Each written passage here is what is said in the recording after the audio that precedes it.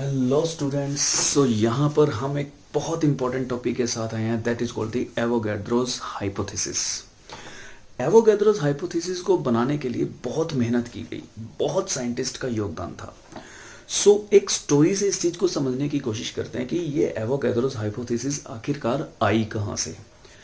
First of all यहाँ पर एक साइंटिस्ट की शुरुआत करते हैं, that is called the Dalton. जैसे कि डाल्टन एटॉमिक थ्योरी हमने पढ़ी है, तो डाल्टन एटॉमिक थ्योरी का एक बहुत इंपॉर्टेंट केस था कि इन्होंने बोला था कि जब भी एटम्स कंबाइन होते हैं वो हमेशा सिंपल होल नंबर में कंबाइन होते हैं, लाइक 1 2 3 4 इस तरीके से ये कंबाइन होंगे और इनमें फ्रैक्शंस देखने को नहीं मिलेगी। तो ये हमारे डाल्टन सर ने कहा था। अब दूसरी तरफ चलते हैं, दूसरी तरफ है हमारे गेलो-सेक्स लॉ। गेलो-सेक्स लॉ के अंदर हमने ये चीज देखी थी, गेलो-सेक्स सर ने ये चीज बोली कि जब भी गैसेस आपस में कंबाइन होंगी वो हमेशा वॉल्यूम्स में कंबाइन होंगी, कि 1 volume of hydrogen will combine with 1 volume of chlorine will form 2 volume of HCl, जैसे कि ये एग्जाम्पल हमने किया था। तो अब क्या हुआ, एक और साइंटिस्ट आए, that is called the J Berzelius, this one, जो आप बिल्कुल मेरी जगह पर देख रहे हैं। इन्होंने क्या किया कि दोनों लॉज को, दोनों थ्योरीज को आपस में कंबाइन करके और ये theory the, that is called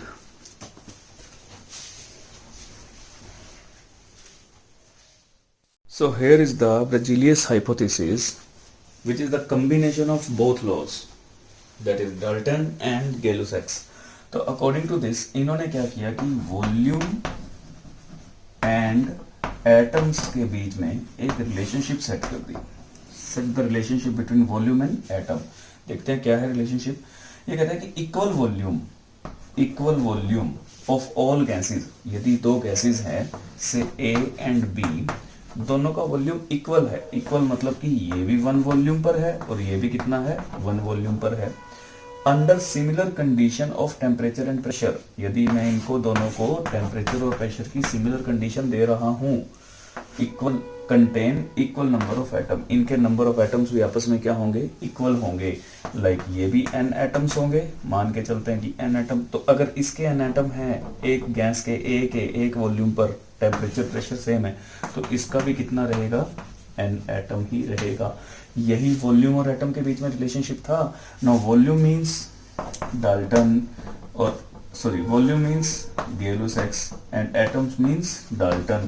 तो दोनों के कॉम्बिनेशन से ही तो ये लॉ बना, यही हाइपोथेसिस बनी, that is called the बेर्जीलियस hypothesis. अब इसको एक एग्जांपल से समझते हैं। अब जो अभी हमने पीछे एक एग्जांपल किया था उस एग्जांपल से समझते हैं। इसके अंदर हमने क्या किया, हमने किया कि इसे hydrogen gas plus chlorine gas will give rise to 2HCl gas. ठीक है, अब ये पढ़ा था हमने। हम मान के चलते हैं कि इसका वॉल्यूम कितना था, से 1 वॉल्यूम, इसका वॉल्यूम भी कितना है, 1 वॉल्यूम, तो इसका वॉल्यूम कितना होगा, 2 volume. It has the 2 volume. तो एटम्स और वॉल्यूम के बीच में रिलेशनशिप है। यदि इसका 1 वॉल्यूम है तो मान के चलते हैं कि इसमें नंबर ऑफ एटम्स कितने हैं, एटम्स आर n एटम। इसके अंदर भी एटम कितने होंगे, एक वॉल्यूम है तो n एटम होगा। अब इसका 2 वॉल्यूम है तो एटम भी डबल हो जाएंगे, that is called the 2n atoms. ठीक है, वॉल्यूम 1 है, 1v है, 1v है, 2v है, तो एटम्स कितने हो जाएंगे, n एटम्स। यदि 1 है तो n एटम, यदि 1 है तो 2 वॉल्यूम है तो 2n हो जाएगा एटम्स, 3 वॉल्यूम होगा तो 3n हो जाएगा। ठीक है, उस केसेस के साथ साथ हमने नंबर ऑफ एटम्स और वॉल्यूम के बीच में रिलेशनशिप सेट कर दिया। अब क्या करते हैं कि इस रिलेशनशिप को सभी को 2 से डिवाइड कर देते हैं, क्योंकि यहाँ 2 है, 2 से इधर से डिवाइड कर देते हैं। ये क्या हो जाएगा, n/2 एटम्स, यहाँ पर आ गया n/2 एटम्स, इधर भी क्या आ गया, n/2 एटम्स, और इधर क्या आ गया, n एटम्स। अब ये पार्ट जो है ये थोड़ा अनडाइजेस्टेबल है। कैसे, अकॉर्डिंग टू डाल्टन, जो मैंने आपको शुरू में बोला था कि एटम्स जब भी कंबाइन होते हैं वो कभी भी फ्रैक्शन के अंदर कंबाइन नहीं होते, बट अकॉर्डिंग टू दिस यहाँ तो एटम्स कैसे कंबाइन हो रहे हैं, फ्रैक्शन के अंदर कंबाइन हो रहे हैं। ये आ गया कॉन्ट्राडिक्शन। अब इस कॉन्ट्राडिक्शन के तहत ब्रेजिलियस हाइपोथेसिस फेल हो गई। याद करें हमारा जो टॉपिक था वो क्या था, एवोगैड्रोस हाइपोथेसिस। अब हम क्या पढ़ रहे हैं यहाँ पे, ब्रेजिलियस हाइपोथेसिस। तो इस वजह से ये हाइपोथेसिस फेल हो गई, क्योंकि यहाँ पर इसने जो जिक्र किया था वो किसका जिक्र किया था, एटम का। और एटम की एक और खास बात होती है, एटम की फ्रीली एग्जिस्टेंस हो भी सकती है और नहीं भी हो सकती। जैसे कि कॉपर के बारे में बात की, सिल्वर के बारे में बात की, ये एटम एग्जिस्ट करते हैं। बट यदि मैं हाइड्रोजन के बारे में बात करूं, क्या हाइड्रोजन एग्जिस्ट करता है क्या, हाइड्रोजन एटम अपने आप में एग्जिस्ट नहीं करता। बट हाँ, हाइड्रोजन और हाइड्रोजन मिलके हाइड्रोजन गैस बनाते हैं, तो मॉलिक्यूल एग्जिस्ट करता है, मॉलिक्यूल एग्जिस्ट करते हैं, पर एटम इसका एग्जिस्ट नहीं करता, फ्री एग्जिस्ट नहीं करता। तो यही एटम की खास बात है। अब हम पढ़ते हैं कि एवोगैड्रो साहब ने इसके अंदर क्या किया।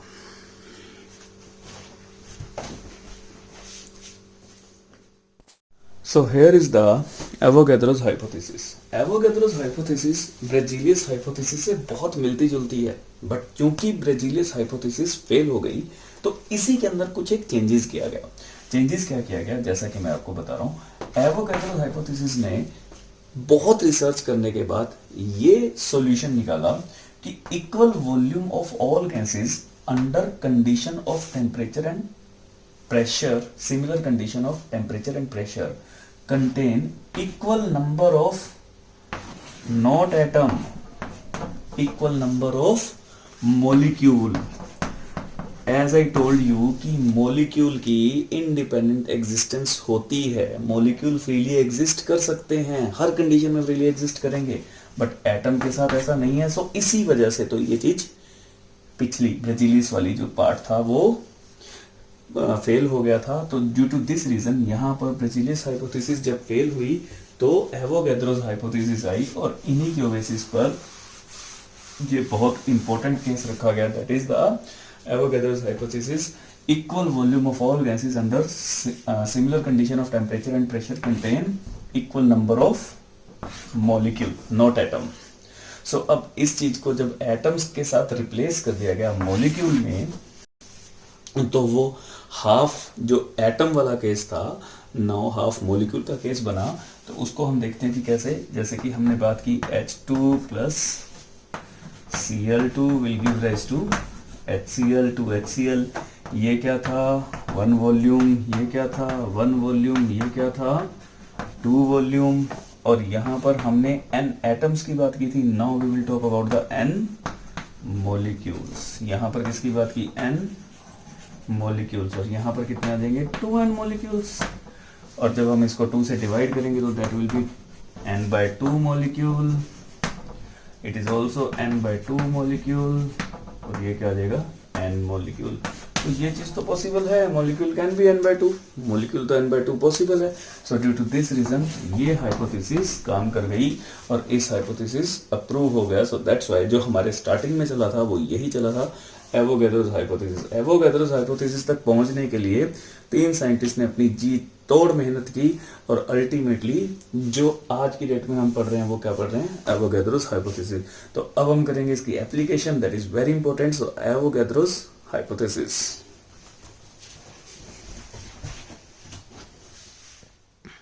So now we are doing the application of Avogadro's hypothesis. Application, the first application is in the calculation of atomicity.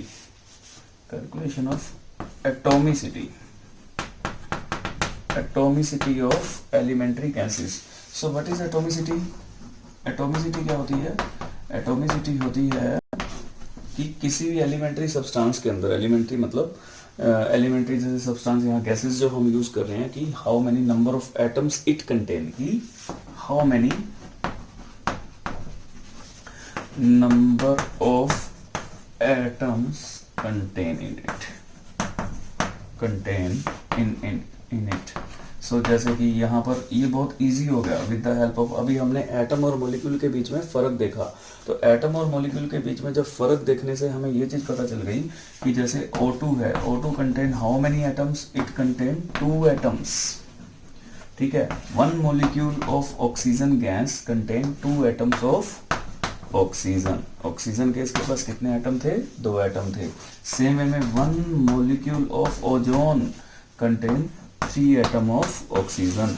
तो ये इसके अंदर डिफरेंस हमें पता चला और इस डिफरेंस से हमने बहुत सारी सिचुएशंस को कंसीडर किया, समझा। So first application is in the calculation of atomicity of elementary gases. is relationship between mass and vapor density. So सबसे पहले मास को तो आप जानते हैं कि मास क्या चीज़ होती है, हमें वेपर डेंसिटी को समझना है कि वेपर डेंसिटी क्या है। Vapour density basically density of the gas ही जो है, vapour means what, vapour means gas. So gas की डेंसिटी की बात हो रही है। वेपर डेंसिटी को हम रिलेटिव डेंसिटी भी बोलते हैं, that is also called relative density.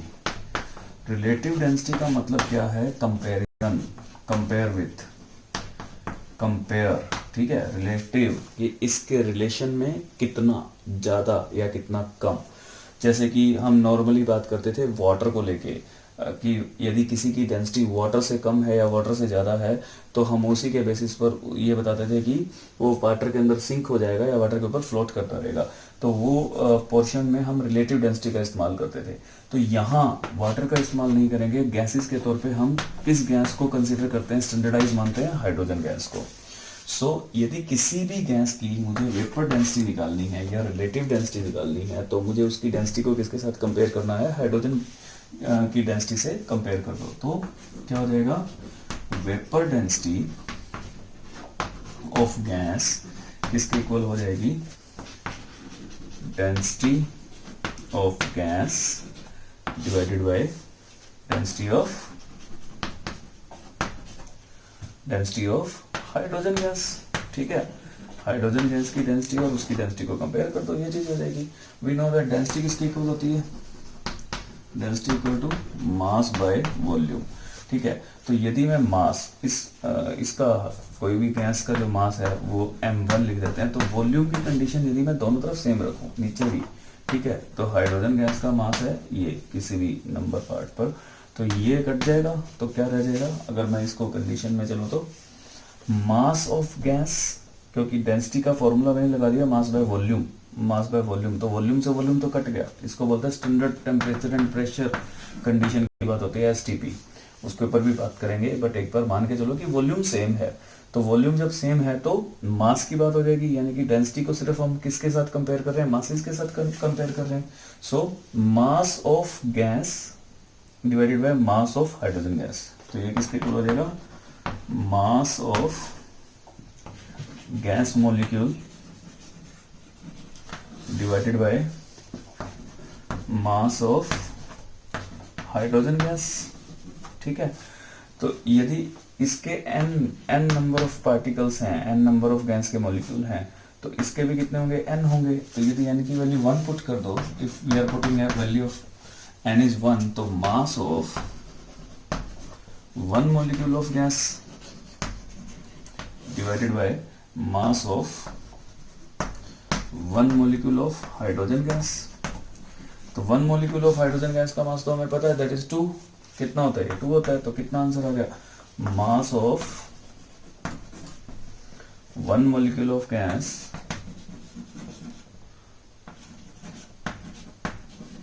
Divided by, नीचे कितना आ गया, 2 आ गया।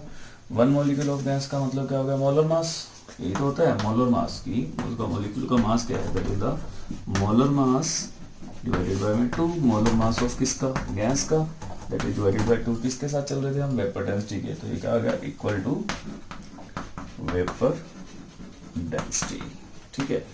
यही तो हमारा एक रिलेशनशिप आ गया, किसके बीच में, मोलर मास और वेपर डेंसिटी के बीच में। यही तो हमने रिलेशनशिप निकालना था, relationship between mass and vapour density of the gas. So that is, अगर 2 को यहाँ पर लिखना हो तो दैट इज 2 इंटू में वेपर डेंसिटी के साथ कंपेयर कर सकते हैं। तो ये हमारे बीच में एक रिलेशनशिप सेट हो गया। फिर से देखते हैं सारी की सारी चीज़ को। वेपर डेंसिटी ऑफ गैस को हमने हमेशा किसके साथ रिलेशन में लाना है, किसके साथ रिलेट करना है, हाइड्रोजन गैस के साथ। सो वेपर डेंसिटी एक तरह की रिलेटिव डेंसिटी होती है। तो क्या कर दिया हमने, डेंसिटी ऑफ गैस, जिस गैस के बारे में हम बात कर रहे हैं, जो भी कोई भी गैस हो सकती है, उसको कंपेयर करके किसके साथ, हाइड्रोजन के साथ। तो डेंसिटी ऑफ द गैस और density of the divided by density of the hydrogen gas. यदि वॉल्यूम दोनों का सेम है तो वॉल्यूम से वॉल्यूम कट जाएगा। अब सारी की सारी बात किस पर आ गई, मास की आ गई। सो डेंसिटी क्या होती है, मास बाय वॉल्यूम, ये जस्ट एक फॉर्मूला है। तो अब ये किसके अंदर रिड्यूस हो गया, mass of n molecules of gas divided by mass of n molecule of hydrogen gas. यदि n के लिए 1 है तो उस केसेस के अंदर क्या हो जाएगा, तो mass of 1 molecule of gas divided by mass of 1 molecule of hydrogen gas. 1 molecule of hydrogen gas का हमें पता है कि मास कितना होता है, 2 होता है। तो उसको 2 की वैल्यू पुट कर दी, हमारे बीच में एक रिलेशनशिप आ गया। इंपॉर्टेंट है, ध्यान रखने वाली चीज है।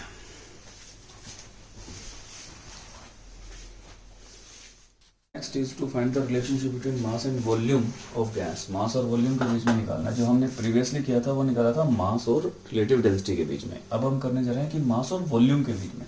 तो हम प्रीवियसली उसी पार्ट पर चलते हैं जो हमने रिलेशनशिप फाइंड आउट की थी कि molecular mass equal to 2 into vapour density. What is vapour density? Vapour density क्या होती है? वेपर डेंसिटी होती है कि density of gas divided by density of hydrogen gas. यही चीज होती है। और डेंसिटी का फार्मूला क्या होता है? डेंसिटी का फार्मूला होता है कि मास बाय वॉल्यूम, यानी कि mass of gas at certain volume, mass of gas at certain volume. तो क्योंकि हमने वॉल्यूम पर आना है तो हम यहाँ पर इसको ओपन कर लेते हैं। 2 इंटू में वेपर डेंसिटी को हमने डेंसिटी के केसेस में मान लिया, तो मास ऑफ गैस या मास ऑफ 1 लीटर, क्योंकि वॉल्यूम यहाँ पर मान लो कि वॉल्यूम हम मान लेते हैं कि कितना है, 1 लीटर है। मास of 1 litre of gas, 1 litre जो गैस है उसका मास ये हो गया, ठीक है, divided by mass of 1 litre of, नीचे क्या आएगा, हाइड्रोजन गैस, ठीक है। यहाँ वॉल्यूम कुछ भी ले लो, अगर हम एक स्टैंडर्ड मान के चल रहे हैं क्योंकि यूनिट के बेसिस पर निकाल रहे हैं। एक चीज और आपको ध्यान में होनी चाहिए कि ये चीज हमें स्टैंडर्डाइज पता है, ठीक है। ये वैल्यू आपको पता होनी चाहिए कि 1 लीटर ऑफ हाइड्रोजन गैस का जो मास होता है वो होता है 0.089 ग्राम, ठीक है। तो ये वैल्यूज यहाँ पर हम पुट कर सकते हैं। तो ये वैल्यू कितनी आ जाएगी, 2 इंटू में मास of 1 litre of gas divided bye, यहाँ पर क्या पुट करेंगे, 0.089, ठीक है। ये आ गया। इसको आप सॉल्व कर लीजिए। इसको जब हम इसे सॉल्व करेंगे ये आएगा around 22.4 mass of 1 litre of gas, ठीक है। तो हमारा लगभग आंसर आ चुका है। इसका मतलब क्या हुआ कि mass of 22.4 litre of gas कहाँ से चले थे, मोलिकुलर मास से। So molecular mass of gas equal to mass of 22.4 litre of gas.